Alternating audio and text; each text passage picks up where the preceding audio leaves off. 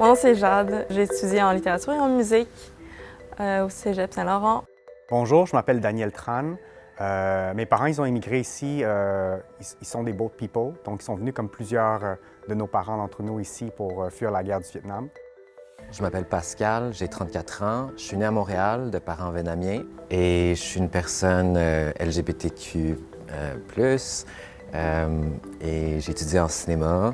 Bonjour, je m'appelle Albert Kwan, je suis chinois, né à Madagascar et j'ai émigré au Québec à l'âge de 2 ans et j'ai grandi à Drummondville. Je suis acteur et réalisateur. Mon nom c'est Alex, bonjour. En fait, moi j'habite au Canada depuis environ 16-17 ans et je viens de Russie.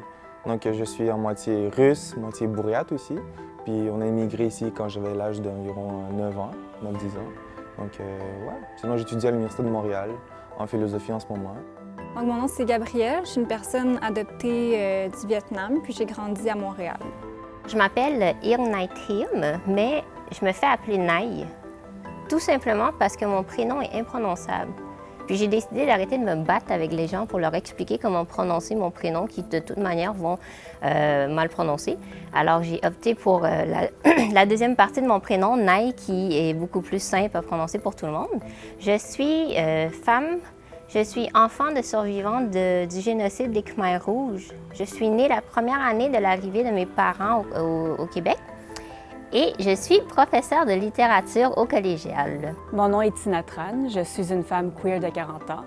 Je fais du sport, j'ai étudié en kinésiologie, en promotion d'activité physique, je travaille en développement social. Mes parents sont arrivés ici comme réfugiés, ma mère comme boat people. Et puis, je vis ici au Québec et en fait, je suis juste Tina. J'ai l'impression que le mot racisme, des fois on ne va pas être trop connecté à la définition du mot en soi. Ça aide beaucoup dans l'imaginaire, le racisme anti-noir ou même anti-arabe maintenant.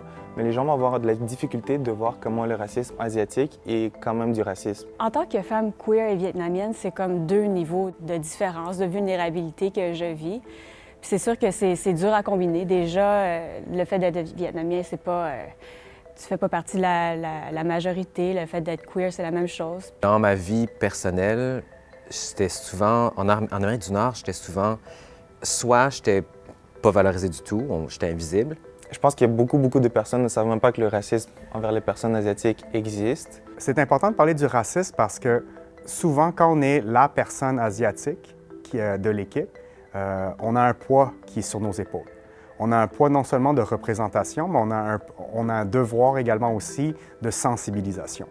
Je trouve que la première étape, c'est vraiment de libérer la parole dans une lutte qui est aussi grande et aussi complexe. Je pense que ça passe par une souveraineté narrative. C'est-à-dire je pense qu'on sous-estime la force, le pouvoir de la culture dans la représentation de certaines personnes, de certains groupes. Que ce soit dans les films, que ce soit dans les livres, que ce soit dans la musique, on se rend compte qu'il y a des images qui sont reproduites dans ces disciplines-là, si vous voulez, et ça passe aussi par l'éducation. Le racisme vient avec son paradoxe, c'est que pour que les gens puissent apprendre de ce que c'est une situation raciste, ces personnes doivent être capables également de vivre avec la possibilité de faire des erreurs aussi.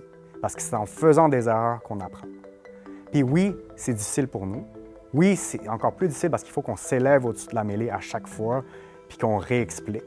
Puis c'est pas tout le monde qui a cette écoute et cette attention particulière. Mais moi, ce que je me dis à chaque fois, c'est si je suis capable d'avoir une ou deux personnes avec qui je peux faire une différence déjà, puis qui a réalisé avec les commentaires que j'aurais fournis que certaines situations étaient déplacées ou inacceptables, mais ces une ou deux personnes peuvent devenir des ambassadeurs par la suite pour sensibiliser d'autres personnes. Ce que j'aimerais voir comme changement dans la société, c'est pas de remplir des cases. Nos structures narratives vont fitter avec les structures narratives du Québec. J'ai bien hâte que ça change, que les personnes asiatiques puissent créer leur propre histoire dans un nouveau vocabulaire, dans un vocabulaire qui sera incompréhensible peut-être pour un public blanc. ça se passe au niveau décisionnel. C'est qui a pris les décisions, qui a créé et qui met en œuvre après quand les communautés sont incluses dans ces divers paliers-là. Bien, là, à ce moment-là, ça fait des projets qui sont intéressants et qui sont surtout inclusifs. Si j'ai une volonté que le Québec soit, en tant que nation, quelque chose, qu'on puisse se retrouver sur quelque chose, ce serait quelque chose qui me ressemble aussi et qui ressemble en fait à cette génération-là un peu mixte. Je pense que ce qui me ferait du bien, c'est de plus me sentir différente, de plus sentir que je peux être la cible de commentaires racistes. Puis de me sentir, ce qui me ferait du bien aussi, c'est de me sentir confiante puis d'être fière aussi de mon identité biculturelle. C'est ce que je souhaiterais, moi, vraiment, de laisser la liberté aux gens d'exister en dehors et au sein de leur groupe communautaire, par l'éducation et par la culture. J'adore vraiment comme la richesse des différentes cultures que tu as au Québec. Puis moi, en tant que métisse, vu que j'ai 2 identités, moi, j'aime bien voir qu'il y a une pluralité d'identités partout où est-ce que je vais, dans les contextes universitaires, au travail. Donc ça, c'est quelque chose que je trouve vraiment beau du Québec. Et moi, je me sens québécoise. Je suis née ici, j'ai grandi ici, j'ai étudié, je m'implique, je fais du bénévolat ici. Mes amis, mon entourage est québécois aussi, donc je vois pas cette différence-là, c'est sûr, de mon point de vue. Je consomme aussi la culture québécoise, je fais partie de la communauté et je me sens pas plus vietnamienne que québécoise. Quand j'ai été au Vietnam, les gens me trouvaient beaucoup trop occidentale aussi, donc c'est dur de trouver un point de référence. Mais moi, en fait, mon identité est ici au Québec.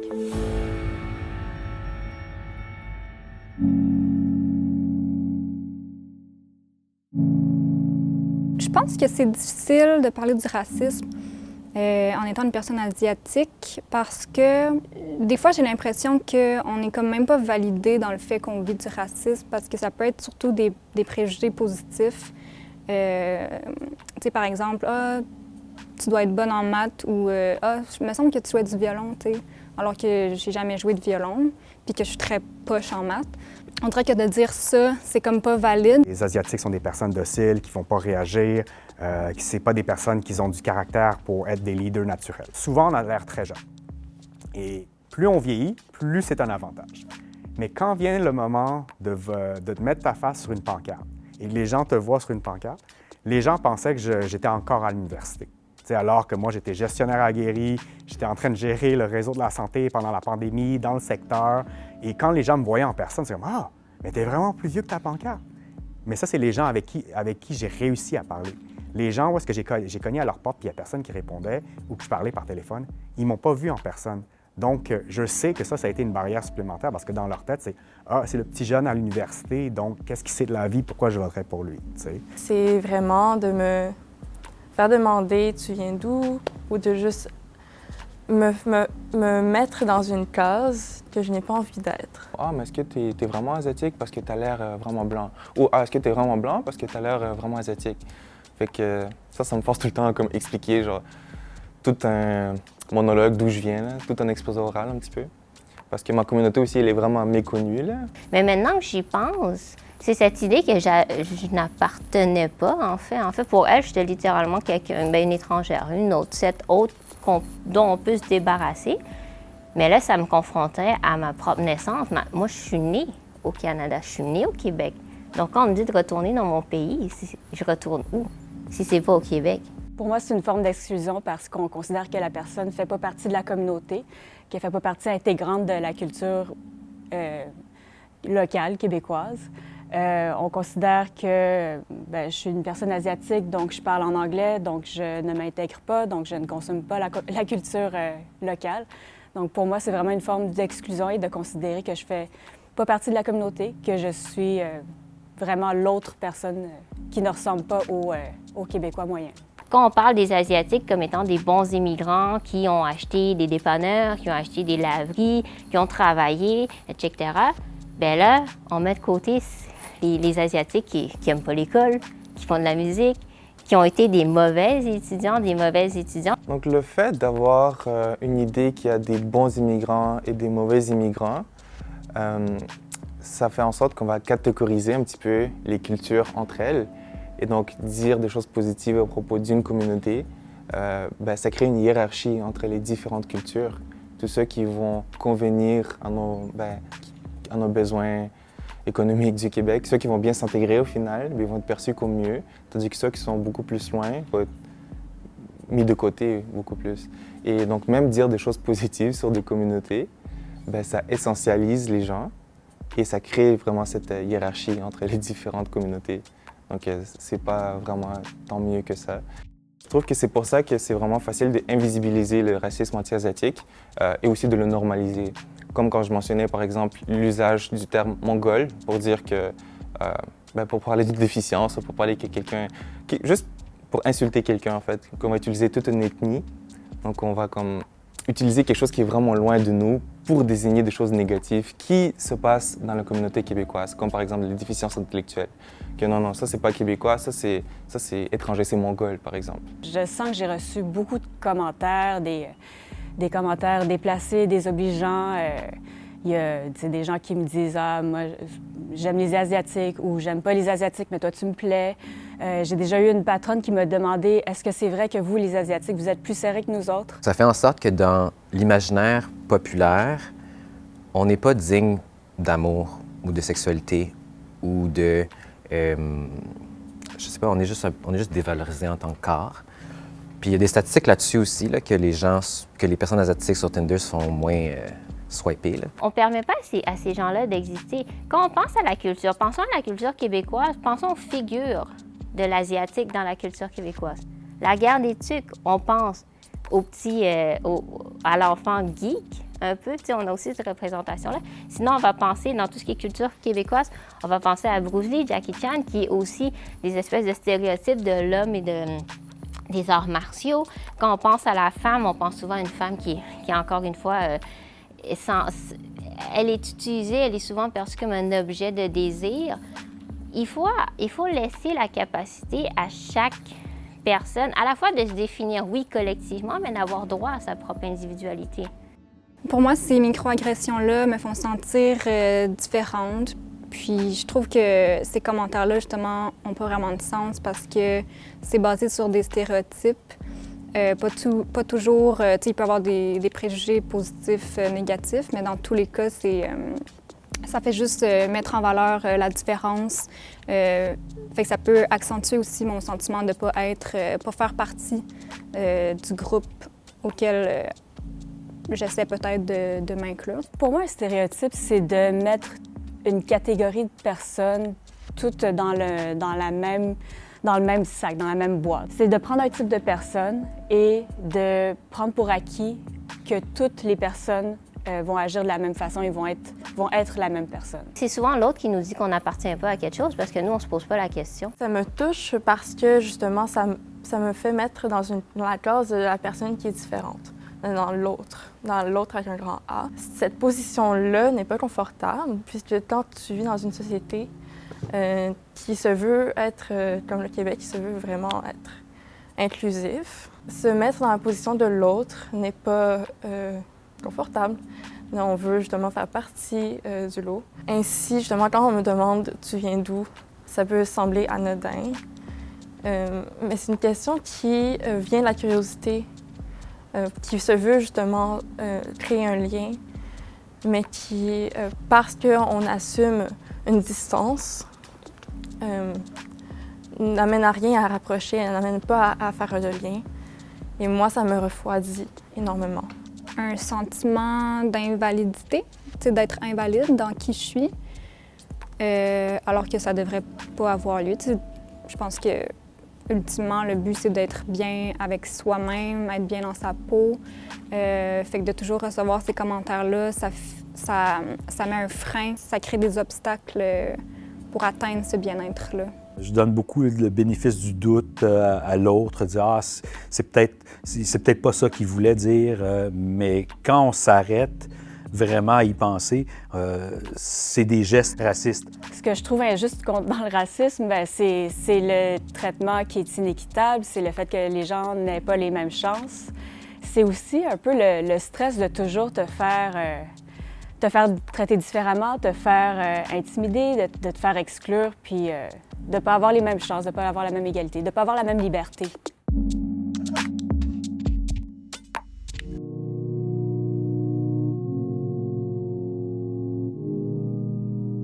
Ça m'a pris du temps avant de réaliser que je pouvais vivre du racisme parce que je pense que ça m'a pris du temps parce que justement j'avais un doute à l'intérieur par rapport au fait, est-ce que je vis du racisme? Est-ce que c'en est-tu ou c'en est pas? Puis c'est souvent par après que je réalise qu'en fait, oui, c'en était. Puis je peux... tu sais, là, il y a un exemple qui me vient en tête. À un moment donné, dans un contexte avec des... bon, X, là, il y a une personne... c'était une activité de groupe, en fait. Puis à la fin, on était reconnaissant envers la participation de chacune. Puis... je me rappelle pas trop pourquoi, mais j'avais dit que j'étais une personne adoptée. Puis il y a une des personnes à la fin du groupe qui m'avait dit « Ah, ben tu sais, bienvenue au Québec, mieux vaut tard que jamais. » Puis sur le coup, j'ai dit « Ah, merci, ben oui, tu sais, mieux vaut tard que jamais. » Puis après ça, en y repensant, je me suis dit « Ben voyons donc, tu sais, j'étais quasiment dégoûtée d'avoir répondu ça parce que ça faisait juste comme... C'est comme si j'acceptais, encore une fois, que j'étais différente puis que ça validait le propos de cette personne-là. Fait que ça, c'est comme un exemple qui, juste pour appuyer le fait que le doute est constamment présent puis que c'est souvent par après que je réalise en fait que ça pouvait être du racisme, ce que j'ai vécu. Fait que, tu sais, je pense, d'où l'importance de parler de ça, peut-être pour rejoindre d'autres personnes qui sont peut-être pris avec ce doute-là. Des situations de racisme que j'ai vécues, j'en ai beaucoup vécu dans ma jeunesse parce que, ayant grandi à Drummondville, j'ai joué au hockey. Et quand on est bon au hockey et qu'on est asiatique, ben, on se fait souvent traiter de nom pendant qu'on joue. Puis moi, à l'époque, ça m'a blessé, mais je trouve, on ne comprenait pas encore vraiment le concept de racisme. Beaucoup de mes entraîneurs me disaient « c'est pas grave, laisse-toi pas déconcentrer », puis tout ça. Puis c'est là aussi que j'ai développé des systèmes d'autodérision, en fait, qui sont devenus des systèmes d'autodéfense. J'étais le premier à rire de moi, donc personne ne pouvait rire de moi après. Pouvait me crier des noms parce que je me traitais moi-même de Chinois, puis tout ça. Donc, c'est devenu des mécanismes de défense, mais on dirait que c'était... en même temps, j'oubliais qui j'étais vraiment. Je mettais un voile sur le fait que j'étais Chinois, sur ma différence, puis tout ça, au lieu de la vivre. Donc, ce racisme-là que j'ai vécu depuis que je suis jeune a teinté qui je suis aujourd'hui. Maintenant, on dirait que j'ai l'impression que j'en vois moins, mais le racisme est toujours aussi présent, sauf que je le vois au travers de mes lunettes à moi qui sont atténuantes un peu. Je donne beaucoup le bénéfice du doute à l'autre, dire « Ah, c'est peut-être pas ça qu'il voulait dire », mais quand on s'arrête vraiment à y penser, c'est des gestes racistes. Un de mes amis avec qui j'ai joué au hockey, il me disait récemment, il dit « Ben oui, mais Albert, à l'époque, c'était juste pour te sortir de la game, tu sais, il voulait pas dire ça. » Il dit « Mais oui, il y a vouloir déconcentrer l'adversaire, mais il y a aussi l'attaquer personnellement sur sa différence. C'est deux trucs différents. Là. En compétition sportive, je comprends qu'on veuille déconcentrer, mais quand on fait des attaques personnelles, c'est autre chose. Fait que ça, j'ai compris juste plus tard que c'était du racisme que j'ai vécu. On assumait, par exemple, que je pouvais aimer tel plat, comme que mon plat préféré, ce serait le riz. Ça n'a aucun rapport. J'aime ça comme tout le monde, là, le riz. C'est pas parce que je suis asiatique que j'aime plus ça. Sinon, des surnoms, ça pourrait être des surnoms qu'on me donne qui étaient pas tout à... C'était plus des... Mettons, je pense à quelqu'un que je connaissais qui m'avait surnommé Ramen. Puis à ce moment-là, c'était dans la blague, j'embarquais parce que, bon, je voulais comme continuer à être acceptée et tout, mais quand j'y repense aujourd'hui, je me dis que ça n'a pas vraiment de bon sens, là. Mais tu sais, encore aujourd'hui, il y a beaucoup de micro-agressions qui m'arrivent, puis on excuse souvent trop, je trouve, les gens.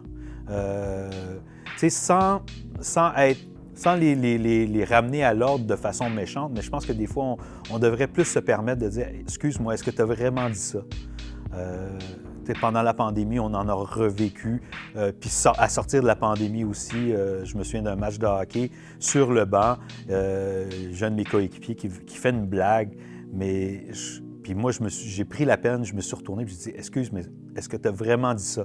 Tu as rendu compte des paroles que tu viens de dire? C'est très blessant pour moi. Moi, je suis à côté de toi, là. Tu viens de faire une blague sur que la pandémie a été amenée par les Chinois puis tout ça. Mais tu te rends compte que moi, je suis Chinois et je suis assis à côté de toi puis je joue au hockey présentement avec toi. Ça a beau être une blague, mais ça n'en est pas une, t'sais. Mais lui, de se rendre compte de ce qu'il venait de dire puis de dire « Ah, excuse-moi, c'est pas ça que je voulais dire, mais c'est pas grave, tu l'as dit quand même. » Donc, si tu l'as dit, c'est parce que tu l'as pensé à quelque part, t'sais. Oui, j'en ai... en fait, j'ai pensé à 2 autres qui sont quand même un peu de pair, alors je vais les jumeler. Je l'ai mentionné, mais je suis enseignante de littérature au cégep, au niveau collégial, plus principalement au Collège de Maisonneuve maintenant. Mais avant, j'enseignais dans un cégep de région. Dans un cégep de région où je pense que j'étais... en fait, j'incarnais aussi le facteur diversité. Et je ne sais pas le nombre de fois où je me suis fait dire en blague est-ce que tu manges des chats? Est-ce que tu manges des chiens? T'sais? Quand je disais que je retournais à Montréal pour la fin de semaine, je me suis déjà fait dire, en fait, je me suis souvent fait dire, au quartier chinois, là, y a-tu ça, des chats? Ou on me disait, Cash, Nice s'en vient, là, attention, surveille ton chat. Fait que là, à la limite, la première fois, je fais ha ha ha, la deuxième fois, je fais OK, c'est bon, j'ai compris ta joke, la troisième fois, je fais ouais, OK, c'est plus drôle. Mais sous le couvert, de la blague, quant à moi, c'est des commentaires très, très racistes, là. Je veux dire, c'est complètement... J'allais utiliser le mot débile, je vais quand même l'utiliser. Ça m'a beaucoup heurté. Au final, ça m'a heurté parce que on pense souvent que le racisme, ça va venir de personnes qui sont pas nécessairement... qui n'ont pas eu la même chance à l'éducation, une même éducation que soi. Ou, on va se dire que c'est des gens qui sont peu informés ou qui vont écouter...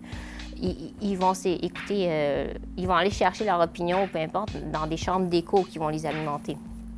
Mais là, recevoir ces commentaires-là d'un milieu éducatif où, au départ, ces personnes-là enseignent aussi à d'autres personnes. Il ne faut pas oublier ça.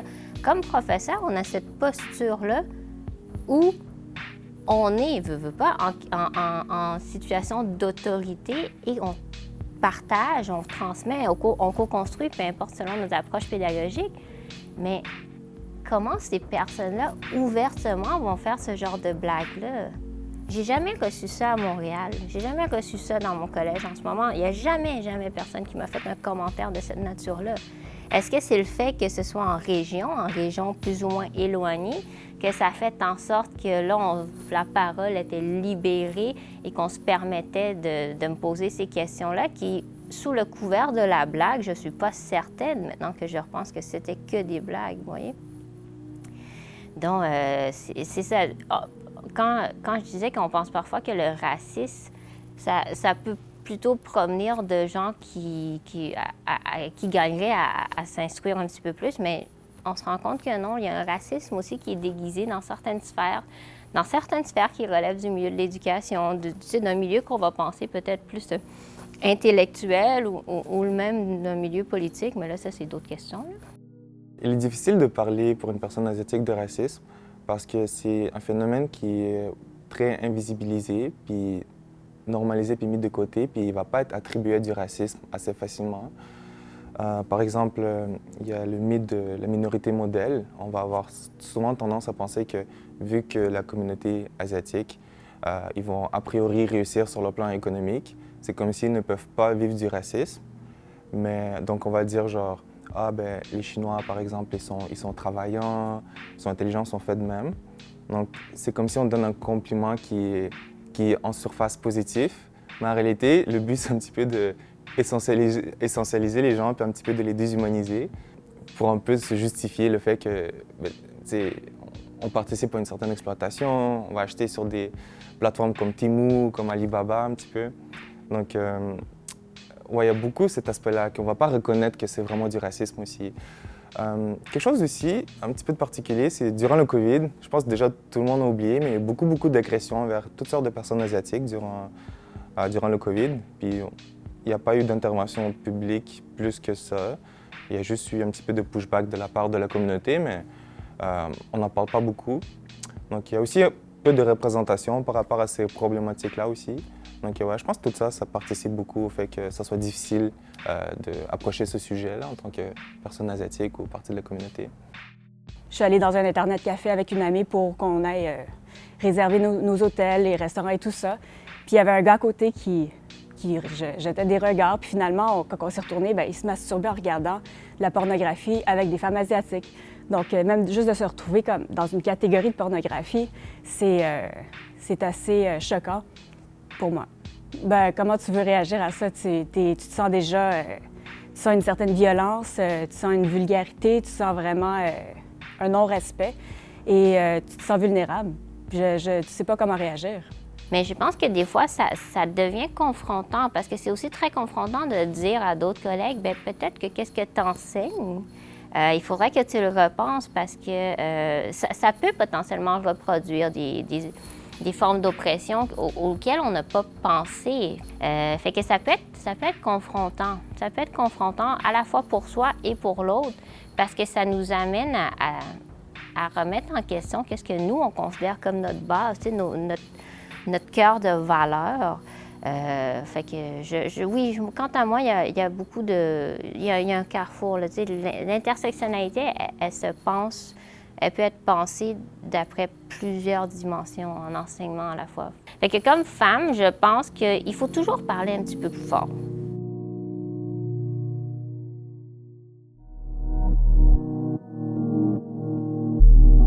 Je me souviens qu'un jour, je déambulais dans une librairie de livres usagés et j'avais trouvé ce livre sur l'histoire du Vietnam. Je l'ai ouvert, puis la première page, était une photo de personnes vietnamiennes qui se faisaient décapiter par des colons français. Il faut comprendre que le Vietnam a été colonisé par la France pendant une centaine d'années. Et cette partie-là de l'histoire m'avait jamais été racontée par mes parents. Cette partie où il y avait des nationalistes anticolonistes vietnamiens qui voulaient leur indépendance pour ne pas être exploités par des Français. En fait, cette photo-là, c'était une carte postale.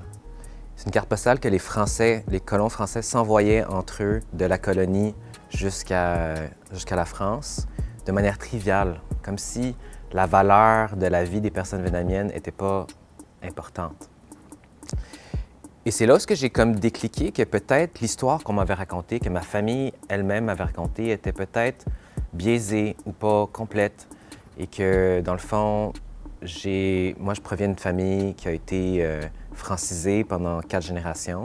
Donc, mon arrière-grand-père était un des premiers médecins à avoir étudié la médecine européenne en France, puis d'être revenu au Vietnam pour le pratiquer. Et dans le fond, on était des bourgeois qui parlaient français et qui, au fur et à mesure, avaient perdu cette fierté vietnamienne, jusqu'au point où quand moi j'ai informé ma mère que je voulais retourner au Vietnam pour apprendre la musique vietnamienne, elles me disent que « wesh, genre, pourquoi tu ferais ça? La musique européenne est meilleure. » Right? Fait qu'il y a comme... j'ai eu un déclic, il y a comme ce dédain pour la culture vietnamienne internalisé dans notre famille provenait d'une longue histoire de colonisation. Mais je pense qu'en étant une personne adoptée, oui, ça a un impact sur comment je me sens quand je parle de racisme. Puis ça fait pas... puisque je me suis plus souvent identifiée à mon identité québécoise, ça faisait que je pouvais même pas penser au départ que je pouvais être victime de racisme anti-asiatique. Je le vivais, mais c'est comme si je refoulais un peu ce que ça me faisait vivre.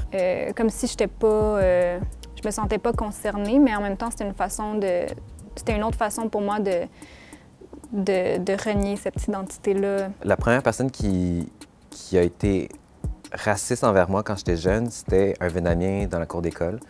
Et puis, il m'attendait après le cours, lui et son ami blanc, pour me pousser. Puis j'avais full peur d'aller à la cour de récré. Donc ça, c'était mon premier événement. Puis lentement, j'ai comme compris qu'il fallait que j'efface tout ce qui était vietnamien en moi. Je me souviens qu'il y avait un autre Vietnamien qui était gay et lui plus efféminé. Et le monde parlait dans son dos. Puis moi, je voulais pas être ce Vietnamien gay que les gens parlaient dans son dos. Fait que j'ai comme adopté une posture peut-être de manière subconsciente, plus masculine, plus blanche aussi. Donc j'ai comme internalisé cette peut-être haine envers comme le fait d'être... Parce que souvent on pense que les Asiatiques sont moins masculins, sont pas valorisés dans leur sexualité, sont jamais vus dans des films comme des personnes qui sont dignes d'amour. Ces microagressions-là ont affecté mon identité québécoise, mais je dirais aussi juste mon identité de manière générale. Je pense qu'en étant une personne adoptée, avec ces commentaires-là, ça faisait que je développais une certaine honte par rapport à mon identité vietnamienne. Ça fait depuis tout récemment, je dirais que j'accepte cette partie-là de moi. Au quotidien, je me sens davantage montréalais et québécois, plutôt que si tu me donnes une étiquette, même si je suis d'origine vietnamienne, si tu m'envoies au Vietnam demain matin, oui, je serai entouré de gens qui sont comme moi, mais je sais que je n'ai pas suivi la même culture qu'eux autres. Donc déjà là, je serais une personne complètement étrangère là-bas. Et même si tu m'envoies dans un autre pays asiatique comme au Japon ou en Corée ou peu importe, ce serait la même chose. Donc déjà, je suis une personne qui arrive avec une identité qui est un peu fragmentée et qui essaie de trouver sa place dans cette société qui fait un peu de sens, mais qui ne fait pas de sens en même temps.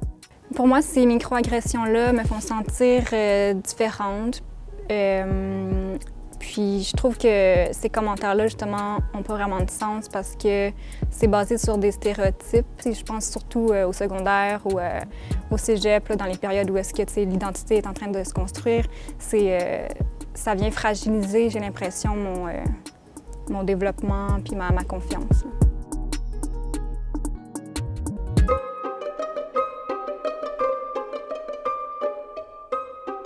Parfois, on va me poser la question « Ah, qu'est-ce que tu fais? » Là, moi, je réponds « Ben, je suis professeur. » Là, il fait « Ah, OK, oui, en quoi? » Là, je fais « Ben, de littérature, de français, là, au collégial. » Puis il y a souvent cette espèce de 1 ou 2 secondes où on s'attend à ce que je dise « Mais non, c'est une joke, j'enseigne, je sais pas, moi, les maths ou les sciences ou je sais pas, peu importe. » Mais finalement, c'est comme « Oui, j'enseigne la littérature. » Là, il y a toujours ça. « Hein? Ah ouais? Ah, c'est bien cool. Ah, ou bien c'est « Ah, c'est fun. Ou je m'y attendais pas. » Ça, c'est la forme, je pense, la plus subtile. Je sais pas si je la qualifierais d'intervention raciste. Vous voyez, là, elle est là, la frontière où que j'ai encore de la misère, sur laquelle j'ai encore de la difficulté à statuer. C'est parce que cette situation-là, c'est vraiment le résultat de toute une construction sociale. Ça part aussi du milieu de l'éducation, de comment les programmes sont pensés. Quand j'ai étudié en littérature, je pense que j'étais parmi les seules personnes racisées. Parmi les seules personnes racisées, j'ai fait mes études à l'UQAM, mais c'est quand même une université qu'on imagine ouverte sur le monde, de gauche, etc., dont les personnes... on pense le milieu différemment de d'autres universités, mais il y a encore certaines disciplines qui semblent être associées à un milieu très, très homogène. Et là, j'étais un peu celle qui sortait du lot. Fait que je me suis souvent questionnée sur ma place en littérature. Et quand je reçois ce genre de questions, de commentaires, ça vient renforcer l'idée qu'on dirait que les minorités, si vous voulez, ou les personnes racisées, on est comme un cheveu dans la soupe en littérature. Mais là, ça a changé un petit peu. Évidemment, ça change parce qu'on est de plus en plus. Cette réaction presque instinctive que d'être très, très étonné qu'une Asiatique peut enseigner la littérature, ça c'est quelque chose qui m'embête beaucoup. En fait, je sais jamais comment réagir à ça. Je pense pas que l'intention elle est mauvaise. Celle-là, c'est vraiment la situation la plus complexe, je pense. Parce que c'est que ça part d'une socialisation aussi où on associe, je pense, les Asiatiques à tout ce qui est science pure et dure. Tu sais, souvent, on dit à la blague que dans toute famille asiatique, il y a un médecin, il y a un pharmacien puis un avocat.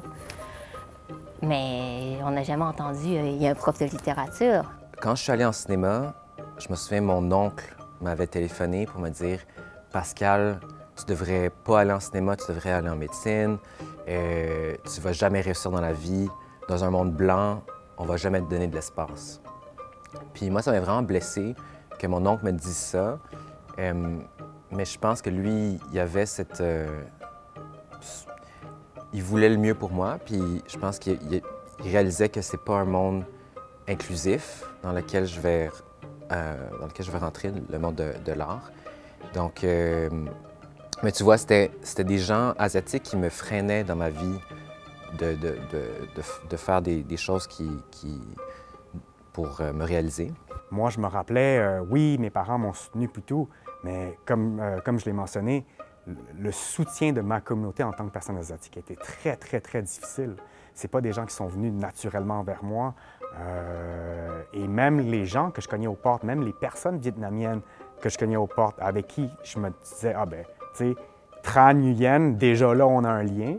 Mais même à là, je repartais pas à 0, je repartais à -3 pour justement essayer de les convaincre de voter pour moi, alors qu'on devrait déjà avoir des atomes crochus, tu sais. Donc ça, c'est définitivement un frein. Tu sais, c'est pas scientifique ce que je vais dire, c'est vraiment ce que je ressens, mais on est appelé beaucoup à auditionner. Là, tu te rends compte que tu es le seul Asiatique dans la salle d'attente de la salle d'audition. Puis là, tu te demandes, mais pourquoi moi j'ai auditionné? Tu sais, on espère tous, ben en tout cas, moi j'espère qu'on m'engage puis qu'on veut me voir en audition parce que, pour mon talent, parce que je suis bon, pas juste pour être le token Asian dans le show. Mais, tu sais, c'est une forme de racisme qui passe un peu inaperçue. Quand on regarde le produit final, on se rend compte qu'il y a déjà 2 rôles sur 5 qui sont donnés à des comédiens d'une communauté ethnique et il y a déjà quelqu'un qui représente la communauté asiatique. Bien là, c'est facile de dire que, OK, la production ne voulait pas qu'il y ait trop d'ethnie sur ce show-là. Fait que, tu sais, c'est une forme de racisme sans en être une. Je pense que tout ça, ça met en lumière que le fait qu'on ait devant soi une personne asiatique qui enseigne la littérature, ça ne correspond pas à notre conception de la figure de l'asiatique. Ça vient jouer sur nos propres stéréotypes, sur notre manière de concevoir, d'essentialiser. En fait, on met des étiquettes à des choses. Et l'asiatique, bien, c'est souvent en médecine. C'est en médecine, c'est en pharmacie, c'est en droit, c'est en ingénierie, mais c'est pas en lettres, c'est pas en art. Mais ça, c'est à déconstruire. Pourquoi il y a une sous-représentation des communautés asiatiques dans les médias? Selon moi, il y a plusieurs facteurs. Tu sais, il y a c'est sûr, à l'embauche, les décideurs, peut-être qu'ils n'y pensent pas nécessairement, mais il y a aussi le facteur culturel. Si je parle de moi, puis c'est pas mal le cas de beaucoup d'immigrants, puis de gens, d'enfants d'immigrants, ma mère voulait que je sois ingénieur, elle ne voulait pas que je sois acteur et réalisateur. Donc, mes études, ça a pris du temps. C'est juste à l'âge de 30 ans que j'ai décidé que j'allais être acteur. Mais sinon, j'étais prédestiné à être ingénieur en aéronautique, comme ma mère le voulait. Donc, il y a le côté de « faudrait qu'on en engage plus », mais de l'autre côté, il faudrait qu'il y en ait plus qui veuillent faire ça et qui aient étudié ou qui aient l'envie de faire ou qui aient la possibilité de le faire.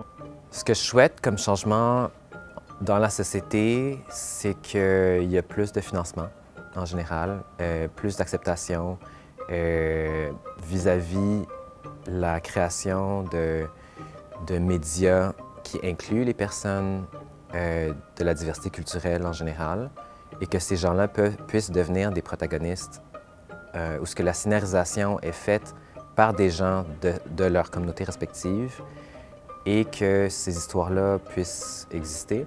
Il faut d'abord que les personnes asiatiques en général puissent avoir l'espace ou le désir de devenir acteur, actrice, réalisateur, réalisatrice. Pour moi, la vraie solution, surtout dans le domaine, pas juste politique, mais dans toutes les sphères, c'est vraiment la représentation. Et pour que la représentation puisse se faire, il faut que les gens des différentes communautés soient capables de venir pousser les personnes qui se présentent en politique le plus loin possible.